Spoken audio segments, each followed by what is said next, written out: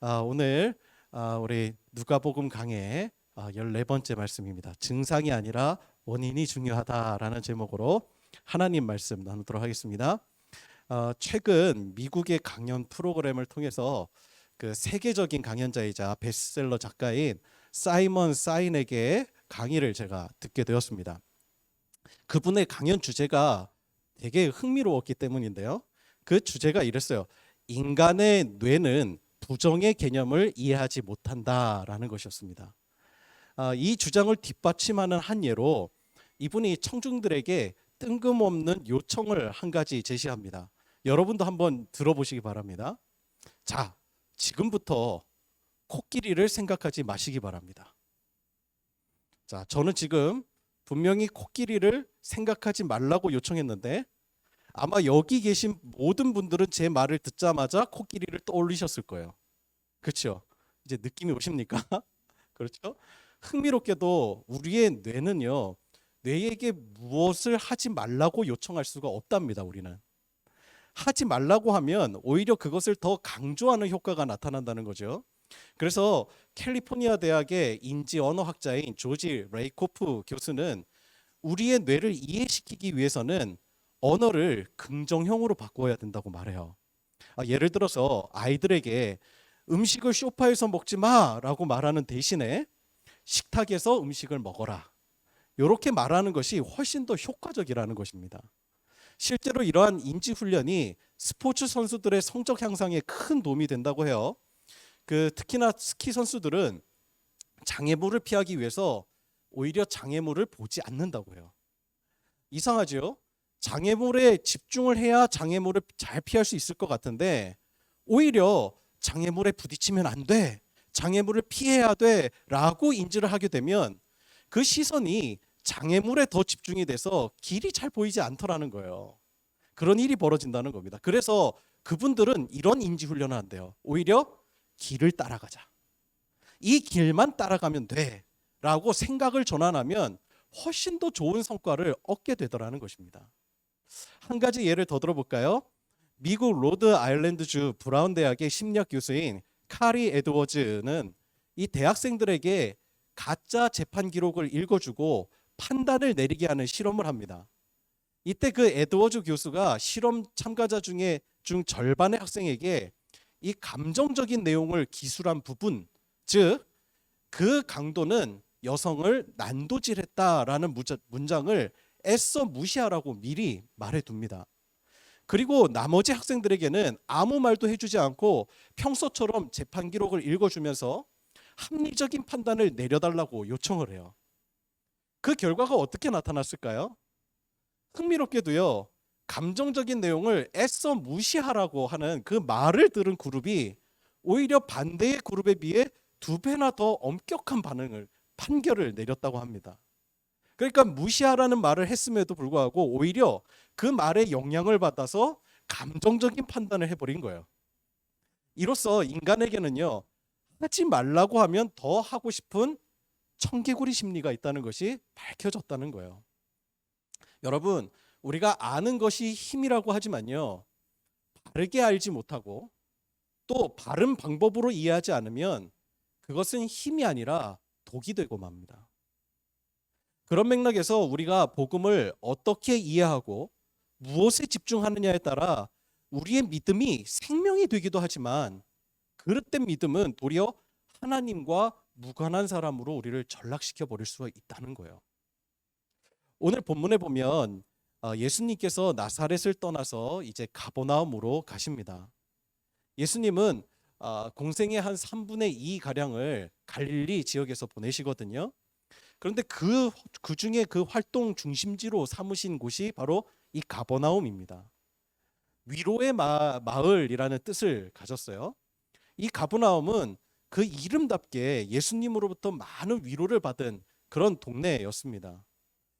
오늘 본문에 보면 예수님께서는 이곳에서 말씀을 가르치시고 또 귀신을 쫓아내시고 열병에 걸린 베드로의 장모와 수많은 병자에게 친히 손을 얹으셔서 병을 고치십니다. 이처럼 예수님께서는 이사야의 예언처럼 가난한 자들에게 복음을 선포하고 죄와 사망의 권세 앞에 포로된 자들에게 자유를, 그리고 눈먼 자들에게 다시 보게 함을 전파하고 눌린 자를 자유롭게 해주는 그 주의 은혜의 해를 선포하셨습니다. 그런데 여기서 질문이 한 가지가 듭니다. 그것은 이사야의 예언을 읽고 선포하셨던 나사렛에서는 이러한 기적을 전혀 행하지 않으셨고 가버나움에서만 이러한 사역을 활발히 펼치셨다는 사실이에요. 왜 그러셨을까요? 나사렛에서는 아픈 병자나 귀신 들린 자들이 없었기 때문일까요? 그렇지 않습니다. 우리가 지난주에 살펴보았던 23절에 따르면요, 나사렛 사람들은 예수님에게 가버나움에서의 기적을 여기 고향에서도 행해달라고 요청합니다. 요구합니다. 그런데 예수님께서는요, 엘리야와 엘리사의 예를 드시면서 그들의 완악함을 지적하시고 아무런 기적을 행하지 않으세요. 그렇다면 왜 예수님께서는 아무런 기적을 나사렛에서는 행하지 않으셨을까요? 왜 나사렛 사람들의 요청에는 응하지 않으시고 가버나움 사람들의 요청에는 응하셨을까요? 도대체 그 요청에는 어떤 차이가 있느냐 말이에요. 그 차이는 바로 이것입니다. 나사렛 사람들은 예수님이 진정 메시아인지 아닌지 기적을 통해서 증명하라는 요구였고, 가버나움 사람들은 자신의 연약함을 고쳐달라는 간구였다는 것입니다. 여러분, 이 차이를 아시겠습니까? 나사렛 사람들의 요구는 의심이 바탕이 된 거고, 가버나움 사람들의 간구는 믿음에 의한 것이었다는 거예요. 이 차이입니다. 나사렛 사람들에게 예수님은 하나님의 아들이 아니라 요셉의 아들이었어요. 그들의 태도는 엘리야와 엘리사 시대의 이스라엘 백성들의 모습과 닮아 있었죠. 먼저 하나님의 언약을 들은 자들이었습니다. 그리고 알았고 선택받았지만 그 이스라엘 사람들 그 누구도 재난 중에 예수님을, 하나님을, 아니 선지자들을 찾지 않았어요. 전무후무한 능력의 선지자 엘리야와 엘리사와 동시대를 살았지만 3년간의 극심한 흉년 속에서 구원받은 사람은 이스라엘 백성이 아니라 시돈 땅에 살았던 이방인 과부였습니다. 당시 이스라엘에 수많은 나병 환자가 있었지만 엘리사를 찾고 또 그 말씀에 순종하여 치유를 입었던 사람은 이방 적국의 장수인 나만이었어요. 나사렛 사람들은 메시아를 간절히 기다렸었습니다. 그럼에도 불구하고 하나님의 아들을 눈앞에 두고도 그를 요셉의 아들로만 치부해 버렸습니다. 더 나아가 예수님을 절벽에 떨어뜨려 죽이려고 했죠. 그들은 눈먼 자들이었습니다. 하나님의 아들을 눈앞에 두고도 보지 못했습니다. 반면 오늘 말씀 33절과 34절을 한번 보세요. 우리 한번 찾아볼까요? 오늘 말씀의 본문 33절과 34절 우리 다 함께 같이 한번 읽어보도록 하겠습니다. 시작. 회당에 더러운 귀신 들린 사람이 있어 크게 소리질러 이르되 아 나사렛 예수여 우리가 당신과 무슨 상관이 있나이까 우리를 멸하러 왔나이까 나는 당신이 누구인 줄 아노니 하나님의 거룩한 자니이다. 네. 여러분 귀신도 압니다. 눈앞에 계신 예수님이 육신으로는 나사렛 출신의 예수이지만 하나님으로부터 오신 분이심을 귀신도 안다고 말합니다. 41절 찾아보면요, 그보다 명확하게 그걸 드러내고 있지요. 41절 상반절을 제가 읽어드릴게요. 여러 사람에게서 귀신들이 나가며 소리질러 이르되 당신은 하나님의 아들이니이다. 여러분 귀신도 아는데 사람들은 알지 못합니다. 계속해서 41절 하반절을 제가 계속 읽어볼까요? 이렇게 나옵니다. 예수께서 꾸짖으사 그들이 말함을 허락하지 아니하시니 이는 자기를 그리스도인 줄 알미더라. 하나님의 아들이라고 선포한 귀신을 예수님께서 꾸짖으십니다. 그리고 그 귀신들이 말하는 것을 허락하지 않으세요. 왜 그렇습니까? 이유가 뭐죠? 이 사실을 선포하고 고백해야 할 존재는 귀신이 아닙니다. 예수님을 그리스도로 깨닫고 고백하는 것은 마귀가 해야 할 것이 아니라 메시아를 기다렸고 그리스도를 간절히 기다려왔던 하나님의 백성들이 해야 할 고백이었기 때문이에요. 그런데 엉뚱하게도 그 고백이 누구로부터 나오고 있어요?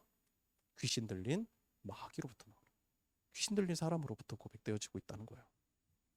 가버나움 사람들은 예수님께서 열병으로 고통받는 베드로의 장모를 고치실 것이라고 믿었습니다. 38절 한번 볼까요? 이렇게 나옵니다. 예수께서 일어나 회당에서 나가사 시몬의 집에 들어가시니 시몬의 장모가 중한 열병을 앓고 있는지라 사람들이 그를 위하여 예수께 구하니라고 나와요. 또한 40절 상반절을 볼까요? 40절 상반절에 보면 해질 무렵에 사람들이 온갖 병자들을 데리고 나아오매. 가버나움 사람들은요, 나사렛 사람들과 달랐습니다. 그들은 예수님께로 가면 주님이 고치실 것이라고 분명히 믿었던 거예요. 그래서 히브리서 11장 6절은 우리에게 중요한 교훈을 가르쳐 주시죠. 그 말씀이 무엇입니까? 제가 봉독해 드리겠습니다. 잘 들어보세요. 믿음이 없이는 하나님을 기쁘시게 하지 못하나니 하나님께 나아가는 자는 반드시 그가 계신 것과 또한 그가 자기를 찾는 자들에게 상 주시는 이심을 믿어야 할지니라. 아멘. 믿었으니 예수님께 나아간 거예요. 나아만이 믿었으니 엘리사에게 간 거예요. 바로 그들이 고침을 받은 거예요. 마귀의 권세로부터 노임을 받은 거예요. 포로된 자, 눌린 자가 자유하게 된 것입니다. 그런데 하지만 오늘의 말씀은 여기서 멈추지 않습니다. 여기서 우리의 말씀이 멈추어서는 안 돼요.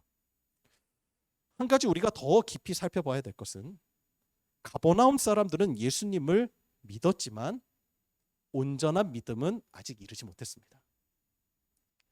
예수님께서 병자들을 치유해 주실 분으로 믿는 것과 예수님을 하나님의 아들로서 믿는 믿음은 그 차원이 다른 거예요. 기적은 예수님이 누구신지 하나님의 나라가 무엇인지를 안내해 주는 이정표와 같습니다. 그래서 여러분 성경에서 영어 성경에서 이적으로 그 표적, 이적으로 이렇게 번역된 그 영어 단어가 뭐라고 말씀드렸죠? 사인이라고 말씀드리지 않았습니까? 하나의 사인에 불과한 거예요. 기적입니다. 기적을 위해 예수님이 계신 것이 아니고 기적이 복음의 본질이 아니라 우리의 한계를 넘어 역사하시는 예수님이 곧 죄와 사망의 저주에서 우리를 구원하실 구세주이시고 하나님 나라를 회복시키실 생명의 주님이심을 보여주시는 사인과 같은 것이 기적이라는 거예요. 예수님께서 하나님의 아들이라는 사실이 선포되어야 할 곳은 귀신의 입술이 아니라 가버나움 사람들의 입술이어야 했다는 것입니다. 하지만 그들은 예수님을 치유자라고 믿었음에도 불구하고 그들의 입술에 예수님이 그리스도시라는 고백은 나오지 않아요. 오직 우리의 상황과 처지, 보이는 문제를 해결해 주실 분으로만 믿고 있어요. 그래서 오늘 본문은 어떻게 마무리가 되고 있습니까? 42절에서 우리 43절을 한번 보실까요? 저와 여러분이 함께 합독해 보도록 하겠습니다. 다 함께 읽어볼까요? 시작. 날이 밝음에 나오사 한적한 곳에 가시니 무리가 찾다가 만나서 자기들에게서 떠나지 못하게 만류하려 하매 예수께서 이르시되 내가 다른 동네들에서도 하나님의 나라 복음을 전하여야 하리니 나는 이 일을 위해 보내심을 받았노라. 아멘. 여러분 지금 이 말씀의 내용이 무엇을 말하고 있는 거죠? 예수님의 지금 사명과 사람들의 요구가 충돌하고 있는 겁니다. 예수님의 사명은 하나님 나라의 복음을 전파하시는 것이었어요. 질병의 치유가 목적이 아니라 그 기적을 통해서 하나님 나라의 복음을 듣도록 하시려는 데 있었다는 거예요. 가버나움에서 병을 고치신 목적도 하나님 나라에 초점이 있다라는 것입니다. 따라서 오늘 본문을 우리가 가버나움 사람들의 수준에서만 읽어서도 안 돼요. 물론 나사렛 사람들은 이미 뛰어넘어야 되고, 그리고 또한 가버나움 사람들의 수준에서 머물러서도 안 되는 것입니다. 그 믿음을 뛰어넘어야 돼요. 우리의 믿음의 수준이 가버나움에 머물게 되면 시험이 찾아옵니다. 왜죠? 여러분은 예수님께서 우리의 문제, 관계의 문제, 질병의 문제를 해결해 주실 수 있는 능력의 주님으로 믿으십니까? 아멘이죠. 안 믿으세요? 믿으시잖아요. 아멘입니다. 아마 여기 계신 분들은 그 믿음이 다 있으실 거예요. 적어도 우리 모두는요, 여기 계신 분들은 가버나움 사람들의 믿음 이상은 갖고 계신 거예요. 자, 그렇다면 질문 드릴게요. 여러분이 가지고 계신 문제들이 그렇다면 가버나움 사람들처럼 다 해결되고 치유되셨습니까? 다 치유되셨어요? 해결되셨습니까? 여기서 우리가 딱 걸립니다. 왜? 믿었지만, 간구했지만 모두 다 질병에서 치유되는 것은 아니기 때문이에요. 저는 어릴 적부터 제 아버지가 가지고 계신 청각 장애를 위해서 기도했거든요. 의학적으로 가망이 없으니까 기적이 일어나는 치유 집회들도 많이 찾아다녔었습니다. 치유에 대한 분명한 믿음이 있었어요. 없는 것이 아니었어요. 그런데 주님은 고쳐주시지 않았어요. 여러분도 그런 경험 있으시죠? 믿었는데, 근데 안 고쳐지니까. 그런데 또 그 문제를 목회자나 강사들은 자꾸 내 믿음의 문제라고만 하니까 진짜 내가 믿음이 없는 건가? 나는 진짜 간절한데 도대체 그 믿음이라는 것은 도대체 무엇인가? 괴로울 때가 참 있었던 거예요. 그렇다면 여러분, 문제가 뭐죠?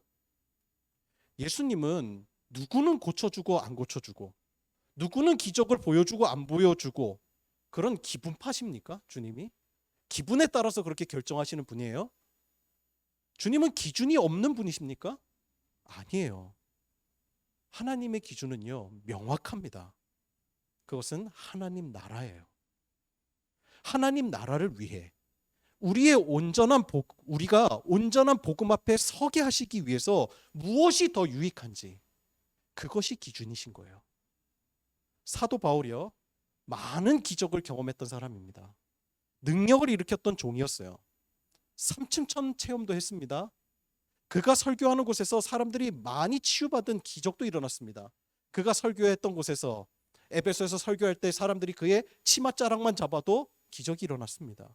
회심의 역사가 일어났습니다. 그런데 정작 자신이 가지고 있던 육신의 가시, 즉 바울이 가진 그 지병, 오랫동안 앓고 왔던 그 지병은 치유받지 못했어요. 하나님 앞에 3번이나 간구했습니다. 그런데도 치유받지 못했습니다. 왜 그렇습니까? 그것이 바울을 겸손의 종으로 하나님 앞에 온전히 설 수 있게 하는 도구였기 때문이에요. 하나님의 관점은 달랐어요. 그에게 무엇이 유익한가? 하나님을 나라를 위해서 무엇이 더 유익한가? 불편하였지만 그것이 오히려 그의 영혼과 사역을 지키는 도구가 되었다라는 거예요.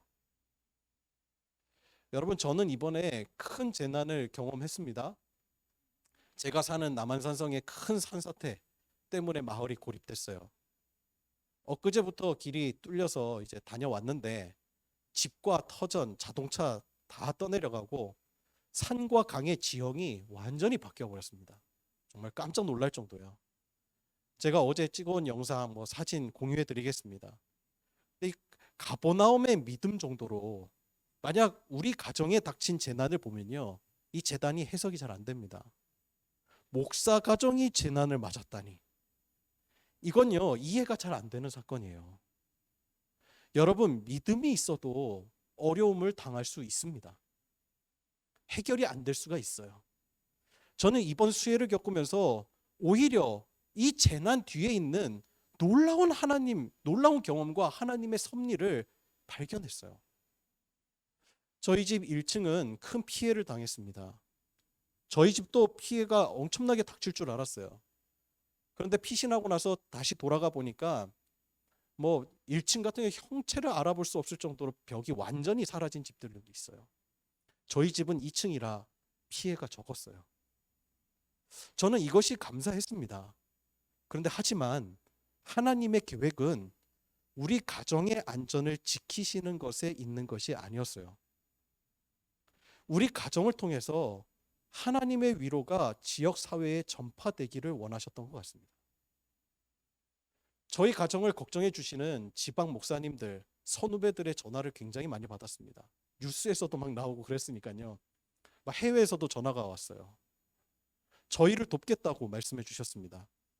그런데 저희 가정은요, 다른 주민들에 비해서 민망할 정도로 깨끗해요. 도와주실 것이 아무것도 없어요. 저희가 다 처리하면 되는 거거든요. 저희는 차만 고장났어요. 그런데 저희 가정은 정말 그러한 전화를 받으면서 하나님의 계획이 보이기 시작하는 거예요. 저를 통해 저에게 집중되었던 관심과 사랑이 오히려 전화 통화를 통해서 우리 지역 사회로 확장되는 것을 느꼈습니다. 그래서 오히려 전화를 주셨던 목사님들, 교회들, 우리 지역에 도움이 되도록 지원을 하시겠다는 분들이 생겨났어요. 찾아오셔서 지역을 살펴보셨어요. 지금 저희 지역은 이제 여기 성남에서 올라가는 길은 막혔어요. 그런데 이제 광주로 들어가는 길이 뚫리긴 했는데 지역 주민들만 들어갈 수 있습니다. 군인들이 지키고 있어요. 그런데 이제 지원을 위해서 찾아오신 거예요. 그래서 지역을 살펴보시고 사진을 찍고 영상을 찍고 또 교회에 보고하고 그리고 재난 지원 기금을 만들어 보내주시겠다는 교회들이 생겨났어요. 그래서 그 교회들이 우리 더불어 기쁜 교회 계좌를 열어달라는 거예요. 그 열어놨습니다. 그 교회들과 목사님들께서 우리 교회의 이름으로 그 기금을 구호하는 데 사용해달라는 요청을 했어요. 더불어 기쁜 교회가 그 사역을 좀 감당해달라고. 그 기금을 우리 교회에다가 보내주시겠다고. 그래서 우리 교회 이름으로 해주었으면 좋겠다는 거예요. 자신들은 다 감춰주고. 그런 요청을 하셨습니다. 놀라운 일이었어요. 제가 이 일을 통해서 깨달았어요. 우리 가정이 우리 지역에 있는 그 이유를 하나님께서 우리 가정을 그냥 그곳에 심어 놓으신 것이 아니라는 사실이에요. 이것이 내가 그곳에, 내가 그 지역에, 내가 그 마을 공동체에 있는 이유와 역할이고 하나님께서 내가 당한 고난조차 선으로 바꾸시고 하나님을 위한, 하나님 나라를 위한 도구로 저를 사용하고 계시더라는 거예요. 하나님은 지금 우리 마을을 위로하시려고 우리 가정을 사용하고 계신 것입니다. 여러분, 우리가 서 있는 자리요, 내가 가지고 있는 질병이요, 내가 가지고 있는 고난이요, 하나님께서 치유 안 해주시는 이유와 목적이 있어요. 때로는 그것을 허락하시는 이유가 있어요. 목적이 있어요. 하지만 그것이 결코 악으로 끝나는 것이 아니라 하나님은 반드시 선으로 바꾸실 것입니다. 하나님의 놀라운 계획이 거기에 있어요. 여러분, 질병의 치유, 그 현상만으로 믿음을 판단할 수 없습니다. 우리는 현상의 변화에 주목하지만 하나님은 우리의 영혼에, 하나님은 온전히 믿는 믿음에, 우리의 진정한 유익에 관심이 있으세요. 예수님은 나사렛 사람들의 요구에 응하지 않으셨습니다. 가버나움 사람들의 만류에도 길을 떠나십니다. 왜 그러셨습니까? 나사렛 사람들 앞에서 기적을 보여주면 훨씬 더 효과적인 것 아닙니까? 또한 가버나움 사람들처럼 나를 지지해주는 사람들에게 머물면 더 좋은 것 아닙니까? 근데 아니죠. 본질적이지 않은 것에 휘말리면 하나님 나라의 본질을 잃어버리게 되는 거예요. 기적이 중요한 것이 아니라 하나님 나라의 복음에 눈이 뜨여야 하는 것입니다. 코끼리를 생각하지 마십시오. 본질적이지 않은 것에 대응하는 것은 본질에서 더욱 멀어지게 만드는 법이에요. 여러분, 우리는 무엇을 믿고 있습니까? 주님은 우리를 둘러싼 문제와 현상에 주목하지 않으세요. 주님이 주목하시는 것은 내 본질의 변화예요. 기적을 통해서 이사야가 예언하신 그리스도가 바로 그 주님, 예수 그리스도시라는 것, 주님을 주목하라고 하시는 것. 여러분, 진통제와 수술의 차이가 무엇이죠? 배가 아플 때 진통제는 고통을 잊게 해줍니다. 하지만 그것이 내 고통의 근원적인 치료가 되지 못합니다. 몸에서 암이 자란다면 진통제는 잠시 고통을 잊게 해주지만 치료해 주진 못합니다. 원인을 도려내야 합니다. 증상이 아니라 원인이 중요합니다. 우리는 증상만 바라봅니다. 그것을 치료해 달라고 이야기합니다. 해결해 달라고 이야기를 합니다. 하지만 주님은 원인을 보십니다. 우리의 존재, 죄와 사망 아래 있는 우리를 구원하기 원하십니다. 기적은 거듭남을 위한 도구이지 본질이 아닙니다. 죽을 병에서 치유되는 것이 중요한 게 아닙니다. 하나님의 치유를 기적적으로 경험한 사람들이 있지만 그 기적을 통해 주님을 온전히 영접하기보다 그 치유받은 몸으로 죄짓고 사는 사람들도 있습니다. 끔찍한 거죠. 그것은 오히려 그 기적이 낳은 저주입니다. 여러분, 진짜는 구원자이신 예수님을 바라보는 거예요. 예수님의 손에 들려진 능력이 아니라 우리를 죄와 사망의 저주에서 구원해 주실, 우리를 하나님 안에서 거듭나게 해 주실 예수님을 주목하는 것입니다. 제가 참 좋아하는 찬양 중에 날 구원하신 주 감사라는 찬양이 있어요. 아마 다들 아실 거예요. 날 구원하신 주 감사, 모든 것 주심 감사. 근데 제가 이 찬양 중에요, 참 은혜로운 가사, 은혜 받는, 늘 이 가사를 고백하면 눈물이 나는 가사가 있어요. 그게 2절이거든요. 응답하신 기도 감사, 그러나 거절하신 것 감사, 헤쳐나온 풍랑 감사, 모든 것 채우시네. 아픔과 기쁨도 감사, 절망 중 위로 감사, 측량 못할 은혜 감사, 크신 사랑 감사해. 여러분, 이 찬양이 감동적인 것은 그 감사의 중심에 바로 날 구원하신 예수님이 있기 때문이에요. 그래서 여러분, 우리의 문제 해결, 즉 사라진 눈물도 감사하지만 기도를 거절하신 것도, 아픔과 절망을 남겨두신 것도, 장미꽃의 아름다움도 감사하지만 그러나 그 속에 있는 가시도 모두 감사한 거예요. 여러분, 우리가 이렇게 고백하고 찬양할 수 있는 이유가 무엇이죠? 적어도 그 찬양을 고백하는 그에게 있어서는 더 이상 보이는 현상과 상황이 기쁨이 아닌 것입니다. 이 고백을 하는 사람들의 믿음은 오직 예수님, 그분께 뿌리를 내리고 있는 거예요. 오늘 문제 해결을 얻고 가는 시간이 아니라 모든 것의 해답이 되시는 예수님을 붙들고 돌아가는 우리 모든 더불어 기쁜 교회 교우들 되시기를 주님의 이름으로 축복합니다.